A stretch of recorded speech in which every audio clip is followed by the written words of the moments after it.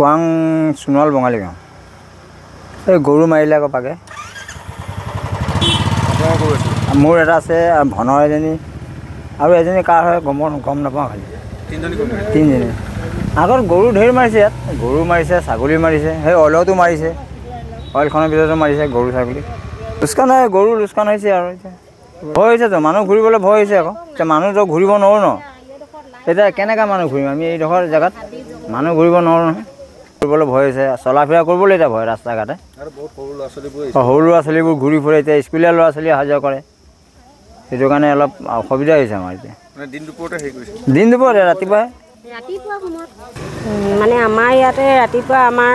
সৰু ল'ৰা এটা দাঁত ব্ৰাছ কৰি এইফালে আহিলে অহাৰ পিছত ল'ৰাটো লৰ মাৰি ঘৰলৈ কৈছে বোলে তাত গৰু কোনোবাই 3টা কাটি পেলাই থৈছে বুলি কৈছে তাৰপৰা আমি গোটেই আমাৰ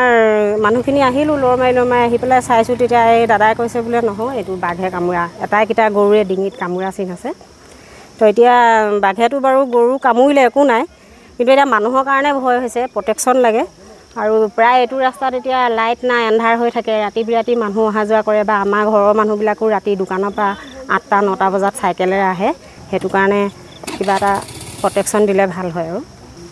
বাঘেটো এতিয়া যোৱা বছৰৰ পৰাই সন্ত্ৰাস চলাইছে আমি প্ৰায় পথাৰত জব কাৰ্ড কৰিবলৈ গৈছোঁ ড্ৰেনৰ কাষত আমি 3-4টা গৰু পাইছোঁ মাৰি থোৱা তেতিয়া বাৰু আমি ইমান গম নাপাওঁ তথাপি আমি সন্দেহ কৰিছোঁ যে বাঘৰে এটেক হ'ব বুলি আৰু ছাগলীও খাইছে ইয়াত অইলখাদত